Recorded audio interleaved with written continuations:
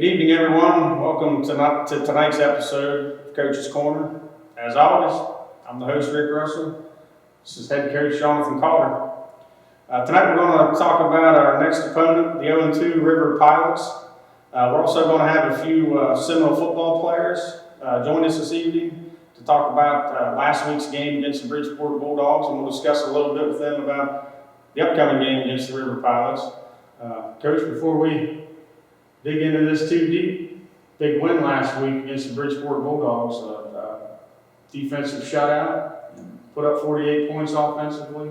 A great performance by just darn near everybody on the team. Yeah, I was pleased with kind of everybody, like you said. Bridgeport came in with a new coach, so wasn't sure what to expect. Seemed like he had his guys playing pretty well coached. You could kind of tell they started out with the week one win. So they came in, they were fired up. You could tell that from the opening, the opening whistle.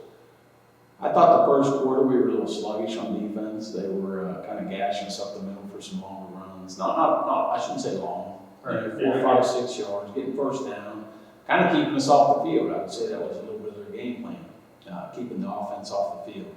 But I'd say from about the second quarter on, we started clamping down on defense. And the offense was clicking the whole night.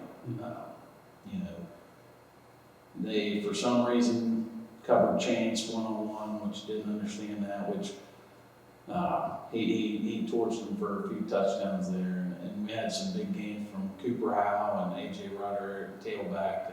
Evan Knowlton got a few carries and did well. And then Tucker looked good. He didn't get a lot of carries because he didn't have to. Right. But threw the ball well. Did throw one pick, but overall, really good game from him. On offense, we finished with 364 total yards on 27 plays. So not a lot of plays really, but a good average per play. We had 158 yards rushing on 18 carries, which again, 158 yards. I'd like to see that up higher, but we don't have a lot of carries. We didn't really run the ball a lot. The second string start playing, in the end of the third. And we also had Tucker was our leading passer. He had 217 yards and only 6 completions. So that's a pretty high yard per completion there. He also had 46 yards rushing on only 2 attempts and 2 rushing touchdowns. And he threw the ball, like I said, he had 3 touchdowns and 1 interception also, Tucker did. A.J. Rutter had 35 yards on 5 carries. And Chance Allen was the leading receiver with 3 receptions and 160 yards and 2 touchdowns. And Corbin Farnsworth had 2 receptions for 38 yards and 1 touchdown. So offensively, I thought we spread the ball around nice. Max Demchak had a nice catch across the middle.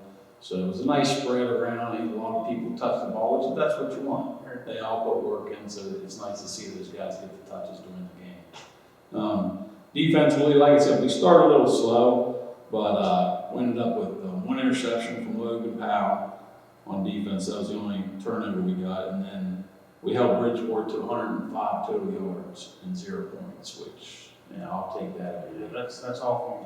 Yeah, it is. Corbin Farnsworth led the team with 12 tackles and 3 tackles for loss, which is really good.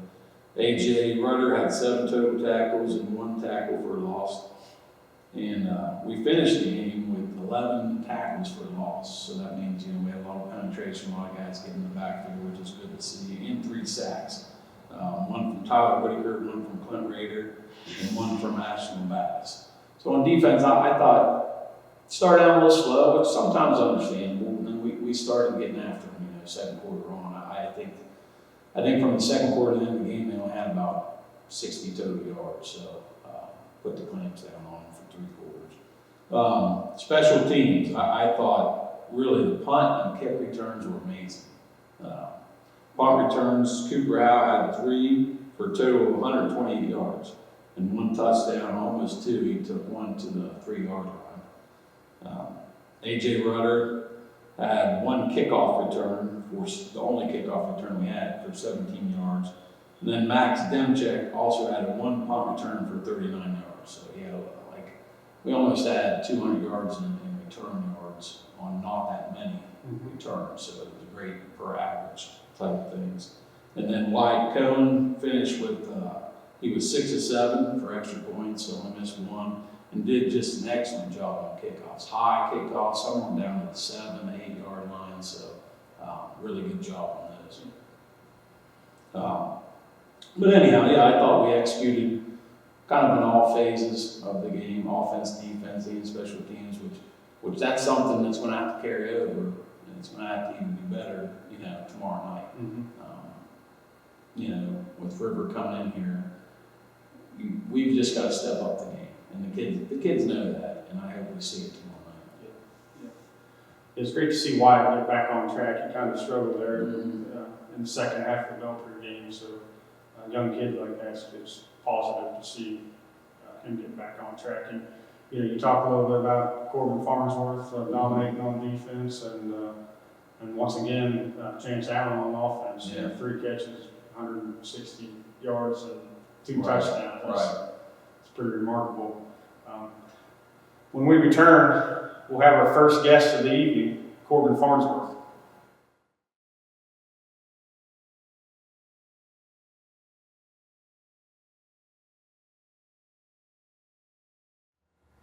Welcome back, everyone. We're here with our first guest, Corbin Farnsworth, number 42, tight end and defensive end. Corbin, welcome to the show. Thank you.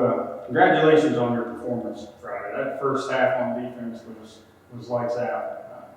You had 8 tackles, I think, in the first quarter. All the managers were coming up. How many tackles scored now? How many?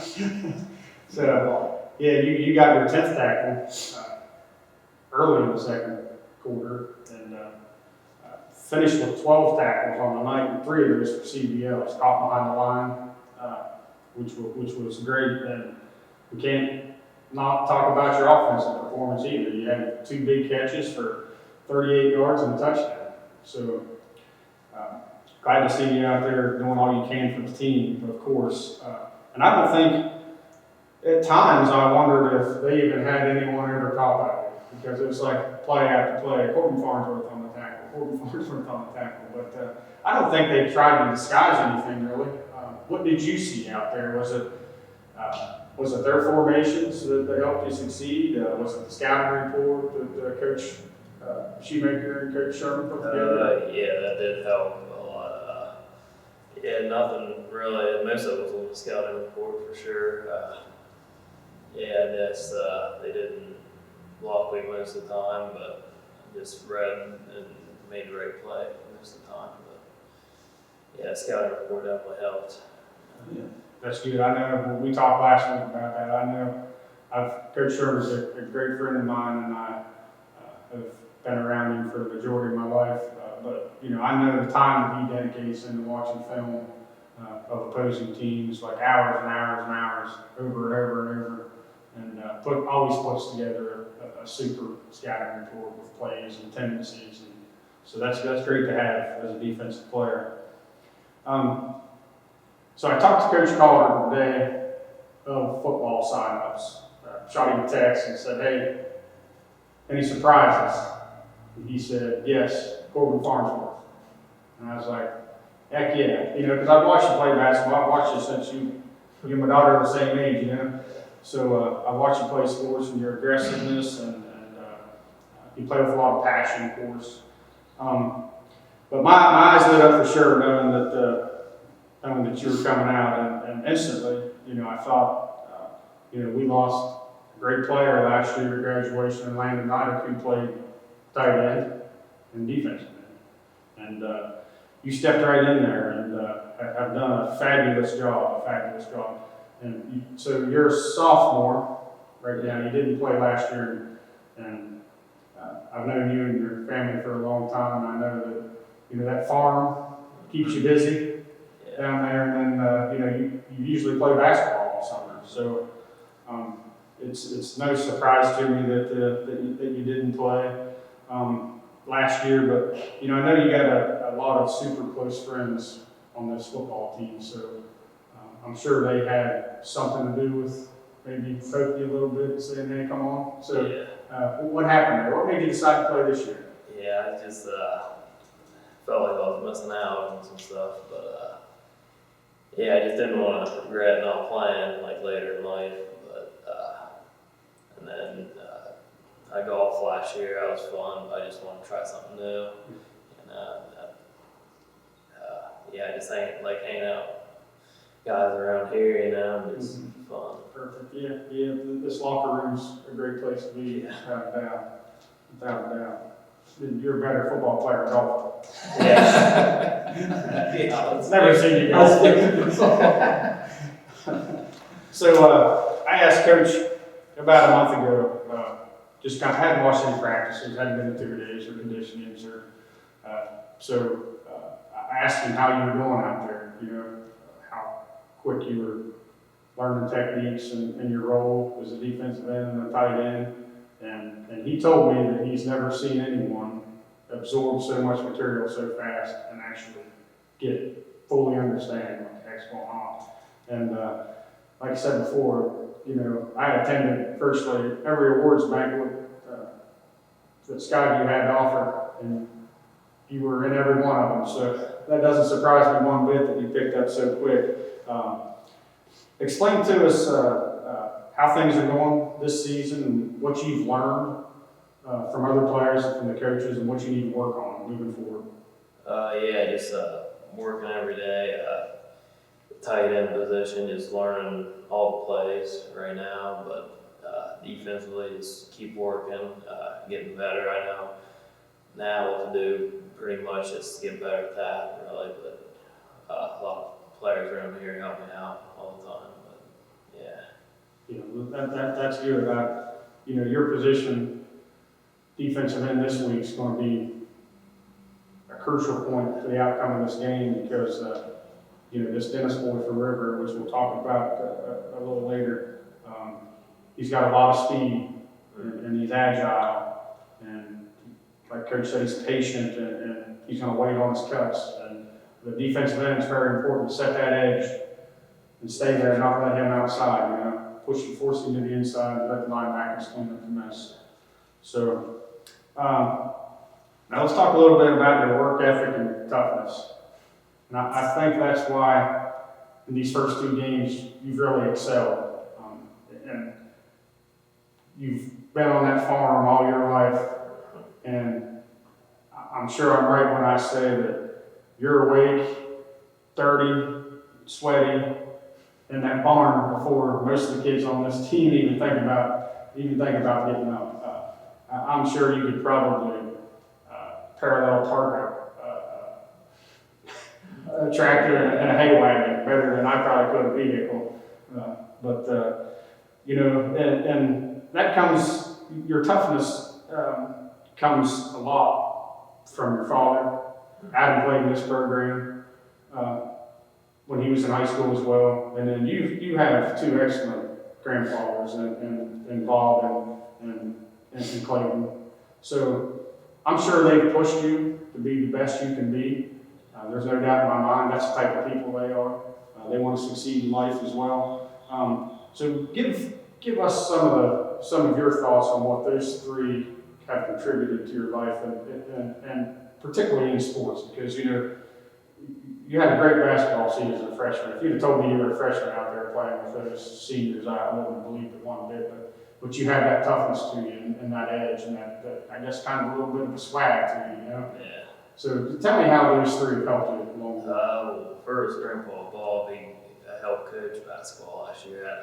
That helped out a lot. And Grandpa Clayton, he goes all the games, and they just talk about, every time I see him, just talk about sports, what I play. And Dad, he always pushed me and tells me what I need to work on and stuff. That helps a lot. But yeah, they like watching me, and I appreciate it, Yeah, I live on the other side of the bridge from Grandpa Clayton.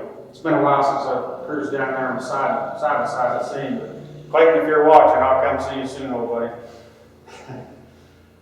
Now, I think you and our next guest both realize the importance of tomorrow night's game against River. River's 0-2, but we can't take them lightly because they've played Colonel Crawford, who's a very, very good football team, and they also play Martin's Ferry, who's maybe one of the toughest teams in the valley. Yep. So it's been a while since Seminoles football has beaten the Pilots. So there's an importance, us as fans, sidelines, and coaching staff. We all want this just as much as you guys do. So tell us what you think we can expect from the Seminoles on both sides of the ball tomorrow night. Well, defensively, we just gotta get stops. They're just gonna want to run the ball most of the time. Dennis, he's a good athlete. We just gotta stop for him from running and stuff.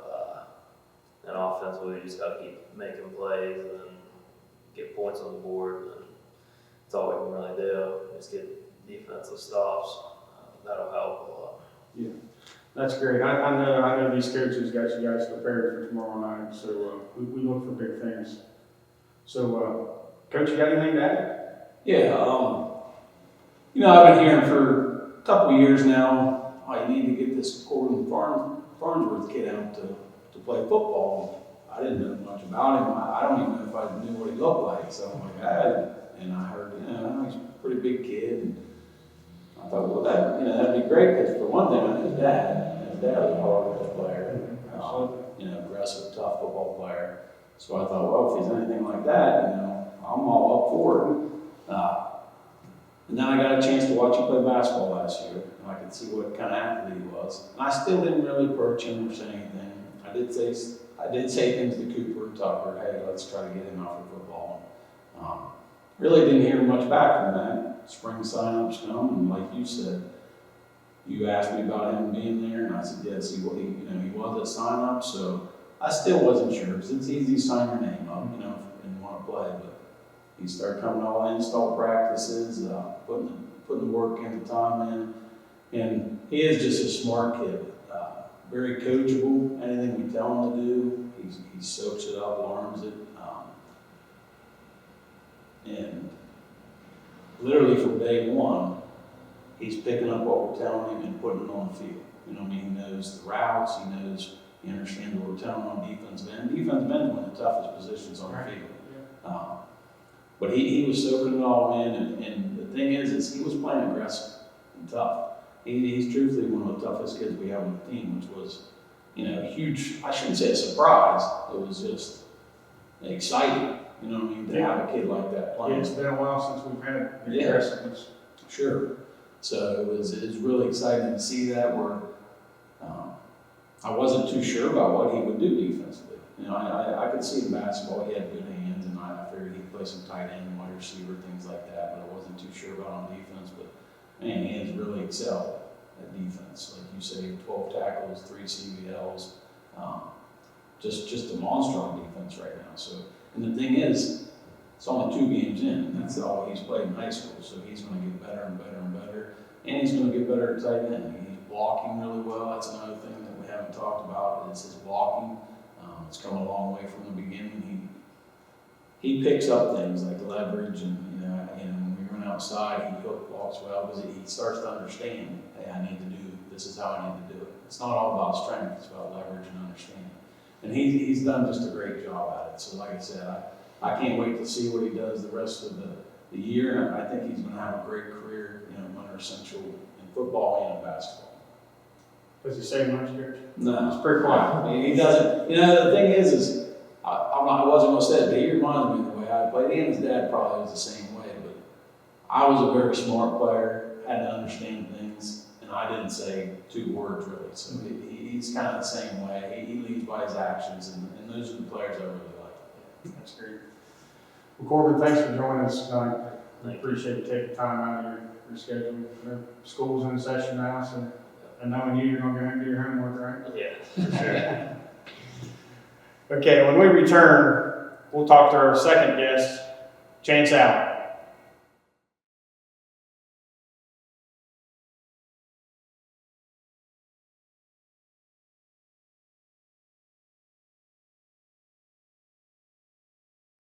Welcome back, everyone.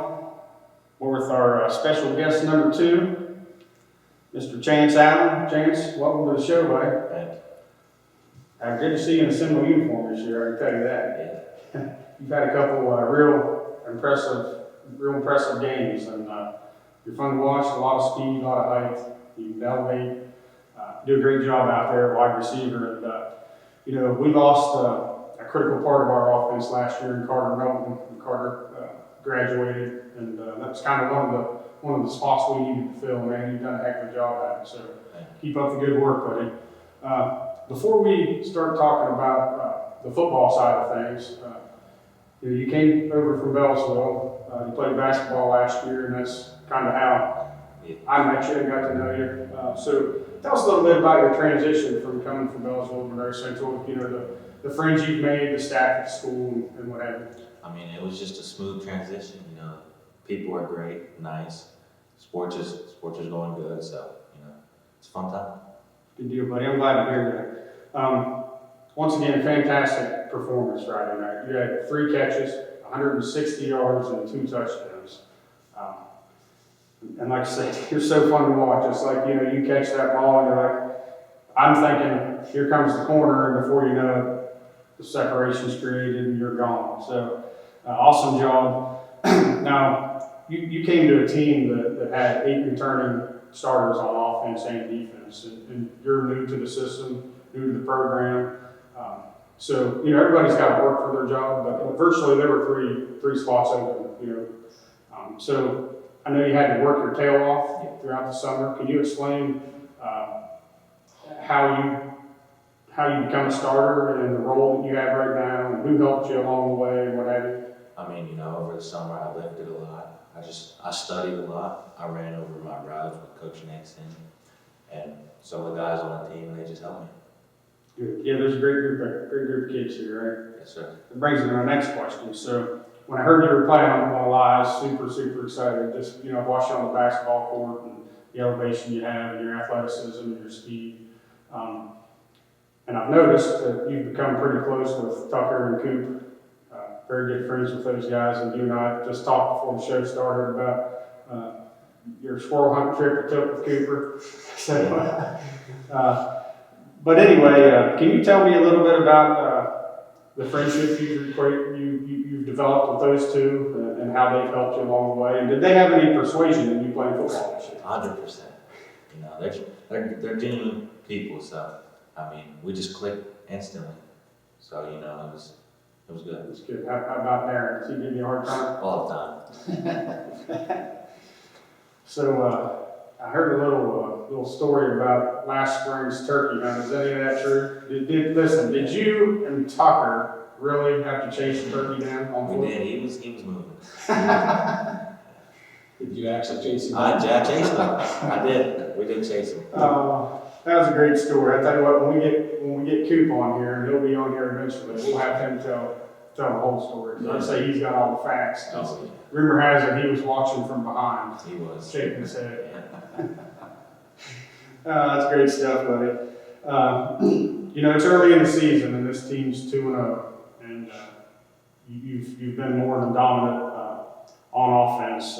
Like I said before, your height, the way you jump, your speed is phenomenal, and coupled with the fact that Tucker Howe's our quarterback, and he's been experienced. He's been in this program for 4 years now, and started for 4 years, and he has a knack for getting the ball for certain.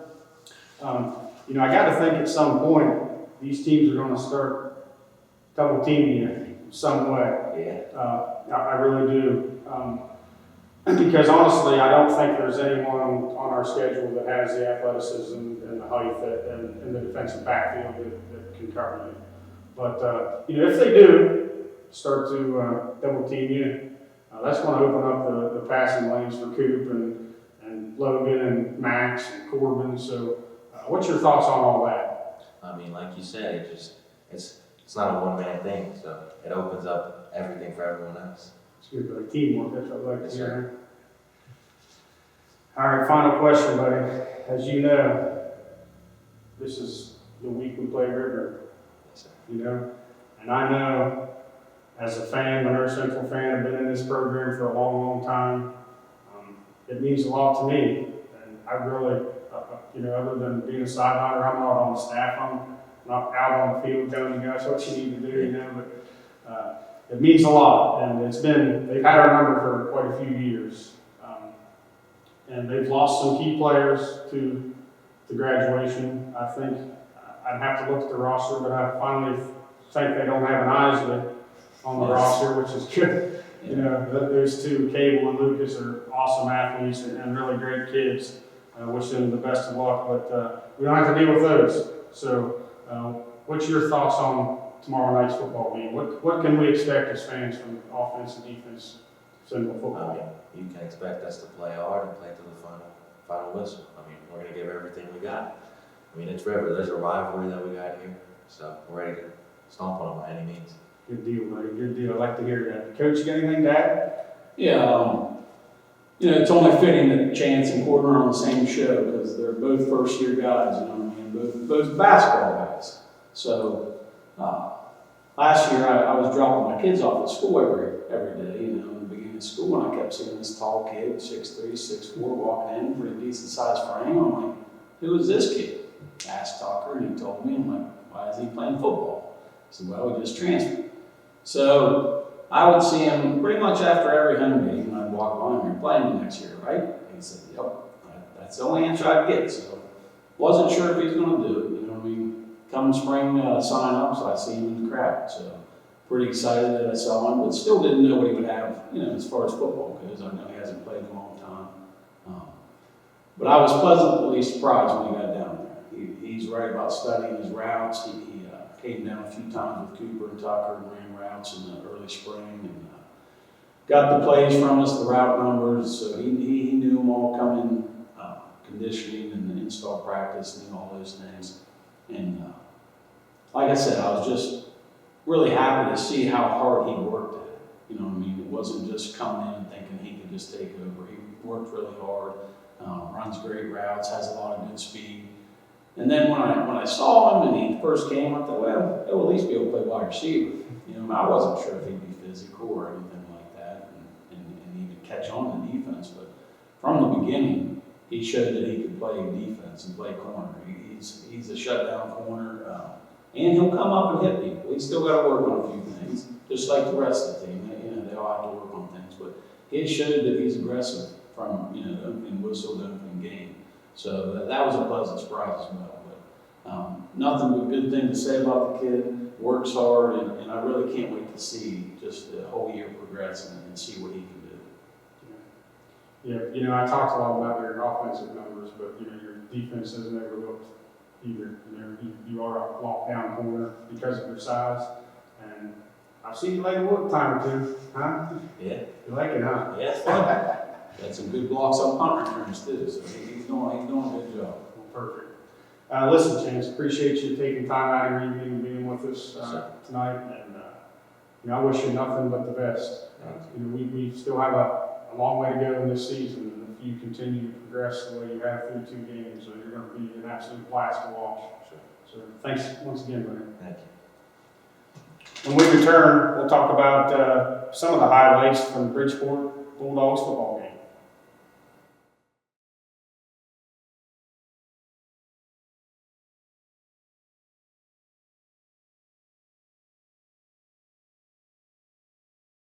We got a big stop up the middle, Coach. Ashton gets some good penetration, and then he comes down the line and gets the stop at the line of scrimmage.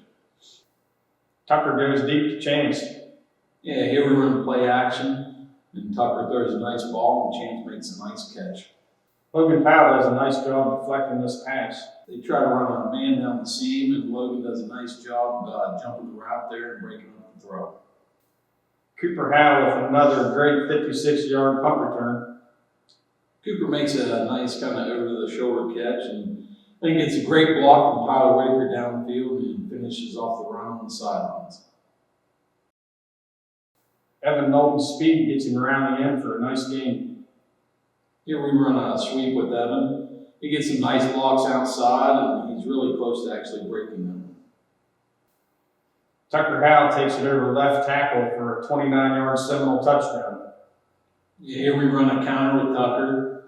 Get a great kick-out block by Bill Kroll, and Tucker does the rest. Wyatt Cohen with a successful extra point attempt. We get a nice hold from Logan, and Wyatt kicks one of his 6 extra points for the night. 2 games in a row, Coach. Logan Powell jumps the seam route for a nice interception. Yeah, they try to go kind of back to the same situation before, and this time Logan's able to step in front of him and make the interception. I'm getting used to seeing this, Coach. Tucker Howell hits Chance Allen down the sidelines for a long touchdown. Yeah, here they try to roll their safety over, and he doesn't get there in time, and Chance shows off his speed down the sidelines. Do a nice job of shutting down the inside run. Yeah, we get nice penetration again at the line of scrimmage, and Corbin comes down the line and makes a nice stop. Corbin Farnsworth with a nice stop off left tackle. Once again, Corbin does a good job coming down the line and making the stop. Ashton Lumbanis gets a sack on the Bulldog quarterback. Ashton shows off his quickness, gets off the ball, and makes a nice sack on the quarterback. Another nice punt return for Cooper Howell. Yeah, we get a lot of nice downfield blocks. Cooper takes it down the sidelines and gets knocked down just short of the goal line. Cooper takes the pitch for a long touchdown run. We run a sweep to our left and get a great hook block from Corbin Farnsworth and some great downfield blocks from Logan Powell, Tyler Whitaker, and Ashton Battis, allowing Cooper to take it in for a touchdown. Great performance by Corbin Farnsworth, Coach. Here again, he makes another nice play down the line. Here's Tyler Whitaker with one of those 11 CBLs on the night. Yeah, he does a nice job reading the jet sweep, getting off his block, and making the tackle in the backfield. Here's Corbin again, Coach, with another open field tackle. Corbin does a good job of using his hands, chasing down the ball carrier, and gets another tackle for a loss. Cooper Howell with another great punt return, this time getting into the end zone. Cooper catches this ball on the run, gets a good block from Chance and Logan, and finishes in the end zone. Bridgeport's running back beats the Knowles defense and has nowhere to go. Yeah, the line gets great penetration overall, and is tackled by a host of Seminoles. Corbin Farnsworth with a great catch for a 25-yard gain. Here we run play action, and Corbin has a nice run after the catch. Max Dimchek calls in a Tucker Howell pass. Max runs a great crossing route, picks up a nice gain through the air. A.J. Rudder takes the pitch around left end. Corbin does another great job with the hook block there on their end. AJ does a good job following action for a nice gain. Tucker Howell and Chance Allen hook up once again. Here we go play action from our wishbone formation. Chance does a great job of high pointing the ball and taking it in for a touchdown. Max Dimchek with a nice 38-yard punt return. Max does a good job of following his blocks and then being elusive in the open field. Corbin Farnsworth calls in a touchdown reception. Yeah, Corbin finds the open spot down the seam, catches it, then has to make a nice move upfield and finishes the run into the end zone. When we return, we will preview this week's opponent, the River Pilots.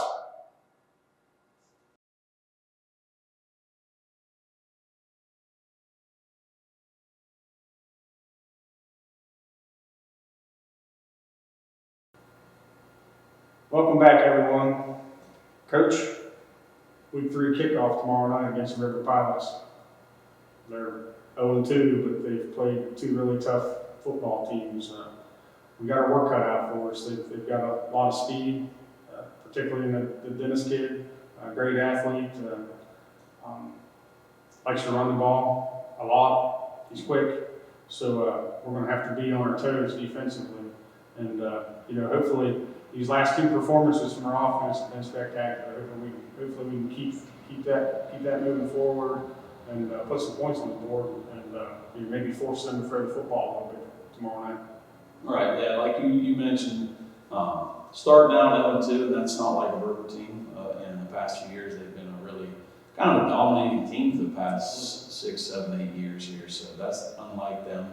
So I'm sure they're wanting to get back on track. They've got a lot of pride and tradition, just like Monroe Central does. So, but you mentioned that they played 2 really good teams. Both of the teams they've played, Crawford and Martins Ferry, two probably the toughest teams you'll see in that. Well, they're both in Division 6, I think, but they're 2 of the toughest teams you'll see. But the thing is River held their own for a long time in both of those games. The score doesn't really indicate the play. I thought River did a great job in both games. They were kind of in it until about, I want to say, the second and third quarter of both those games. And then it looked like Crawford had about 70 kids on the sideline. So I think they just got wore down on both of them. It was probably a hot night when they played that week 2 matchup. But yeah, River's coming in. They lost their quarterback last week to an injury. So it looks like, not really sure who's going to be quarterback. I would say the Dennis boy's going to be quarterback. And they mainly get shotgun and just kind of run power straight off tackle. They pack everybody in the box, and they run right at you. There's no question kind of what they're doing. They want to run right at you and get yards and chew up the clock. I think that's their plan too. And I'm sure that's how it's going to be with us. I think they'll want to, take up some time off the clock and keep our offense off the field. But the Dennis boy, he's an athlete. We've got to keep him contained. Lots of speed. If he gets loose, which he did a few times in Ferry and Crawford, he's gone. Like, there's no one catching that kid. So, yeah, he's their main weapon right now, especially losing their quarterback last week, the Blue Boy. He's their main weapon. Haven't seen him throw the ball a lot because he wasn't throwing. The Blue Boy was throwing when they threw it. So I don't know what kind of arm he has or what kind of thing they've got going on there. But they're coached well, so I'm sure they'll have some surprises down there for us. Yeah, no doubt. Coach Flannery, he's had it rolling down there for quite some time. Yeah. Coach Flannery is a heck of a good dude. Yeah. So he knows what he's doing down there, and I'm sure he may have a little something up his sleeve. But it's I hate to see anyone get hurt, of course. And, Peyton Blue's a really good kid. Yeah. I know his parents personally, and it's just a sad situation, for a senior to get hurt, in week 2, any injury, for all that matters. So wish Peyton the best. Yeah. Moving forward. Hopefully he can heal up quick. I believe he's going on to college to play baseball somewhere. So Right. Wish Peyton nothing but the best. No, I completely agree. You hate to see anyone get hurt in any kind of sport. And like you said, it's a senior year, and he's had some issues with getting hurt in the past or missing time. So you don't want to win a game like that, or think you're going to win a game like that. And I'm not saying that, but you want both teams to be at their best. So it is a shame that he got injured. So, but that's not going to stop her. Absolutely. They're well coached. Yeah, they're well coached, and there's a lot of pride and tradition down there, like I said earlier. So they're going to come in. They're not going to, they're not going to want to start the season out on 3. So they're going to come in fighting, scratching, clawing, doing anything they can to win this game. And it's a big game for both of us. We as far as getting points for the playoffs later in the season for us, just the morale, winning that game that we haven't won in a long time. So I think it's a major game. I know it's early in the season, but I think it's a major game for both programs. Yeah. Okay, Coach, let's take a short break, and when we return, we'll wrap up this episode of Coach's Corner. We'll discuss a few dates next week, JV games in junior high, and we'll talk a little bit about some of the game info, ticket prices, and 50/50 sales.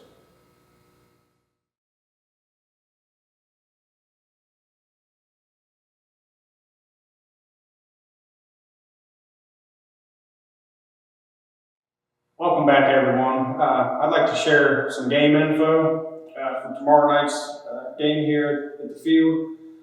Tomorrow night, there will be a Hall of Fame induction. This is something new that was started this year. So there will be 13 initial inductees, and those inductees will be announced at halftime. Like I said, it's something new. It's going to be great to watch. I think a lot of people are super pumped up about it. I think, Coach, we're inducting one guy that's deceased, correct? One guy that's played clear back in like 1927 and actually went to Notre Dame for a couple of years and played. So. Yeah, that's awesome. I did not know. Right, so I didn't know anything about Graduated him. here and played at Notre Dame. Right, so I didn't know anything about the guy. And then he came here and was a probate judge and attorney and things like that for years and years, but I didn't know anything about the guy. So we kind of found out through research and newspapers, and I thought it was fitting to kind of put him in the Hall of Fame.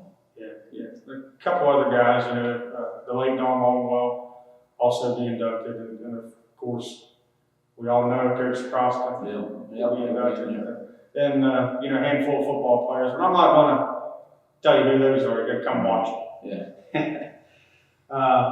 Also, let's see, tickets at the gate are $6. There will be 50 tickets available at both gates. Congratulations to Darren Demerling for winning the 50-50 last week. Also, the sideliners will be selling sausage sandwiches just across the road from the field house. $3 a sandwich, a double for $5. And we appreciate the support last week. We never really thought we'd sell as many as we did. We actually sold 58 sausage sandwiches. That's pretty impressive. That's good. Pretty impressive. And Sarah Kroll, if you're watching, thank you very much for what you did for us last week as well. Football bombs, they'll be selling programs at the gate for $5. Game ball raffle tickets will be sold by the football moms as well. $1 a piece, 6 to $5. Football moms, shoot, they're pretty busy. They are pretty busy. They'll be selling apparel. That's a good group of people right there, good boosters. Yeah, a lot of this stuff wouldn't happen without these football moms. But anyway, they'll be selling apparel at the home game as well. I actually had to buy it. It was so hot out there cooking sausage sandwiches last Friday that I had to go up there and buy another t-shirt. It was hot. It was really, really hot. So thank you, football moms, for bailing me out there. Okay, some key dates for the upcoming week. JV game will be at home Monday, September 9th at 6 p.m. against River. This week's junior high game will be away on September 12th at 6 p.m. against Union Local. And our youth football games will be held this Sunday, September 8th at Shenandoah. 3rd and 4th grade will start at 1:30, and the 5th and 6th grade will start at 3:30. A lot going on there, Coach. There is a lot going on. A lot of football. That's what we like to see. Absolutely. Yep. Well, how about throwing out some final comments, Coach, before we wrap this up? Yeah. Like I said, River's coming in here at 0-2. They're going to be hungry for a win. We have to kind of match that intensity from the beginning. We can't be waiting until the second quarter. They're going to be fired up, and we've got to be fired up because I know River and I know their tradition, and they're a proud team. They're going to want to come in here and lay down. Whether they're 0-2 or 0-8. It's a rivalry for a reason because we used to beat them quite a few years, and now they're on the top. So I'm looking for just a hard-fought game. Offense, defense, special teams everywhere. Should be exciting. It's great, Coach. Listen, I wish you the best of luck. And give it all you got. Get the kids pumped up because this is a big game. It is. For both teams. River's going to win some football games. Yep. So we need to beat River, for the computer rankings state playoffs. So, River's looking for their first win, and they're hungry. And if they had a choice who they wanted to beat, it would be Monroe Central without a doubt. You're exactly So, right. and there's no doubt in my mind. Like I said before, Coach Flannery's a heck of a good coach, heck of a good dude. He's got a great staff down there, and he's going to have these kids ready. Yeah. Without a doubt, they're going to be ready to drive up here and then try to lay a whooping on us. So we got to be ready for them. You're right. So wish you the best of luck, Coach. Thank you. Thanks for watching, everyone. We'll be with you next Thursday to talk about tomorrow night's game, and we'll also touch base on the upcoming game against the Caldwell Redskins. And of course, we'll have a couple kids with us that evening as well. So listen, We need all the support we can get tomorrow night. Let's pack these stands. Let's wrap these end zones. If you can make this football game tomorrow night, it's going to be one to watch. We'll see you guys then. Go Noles.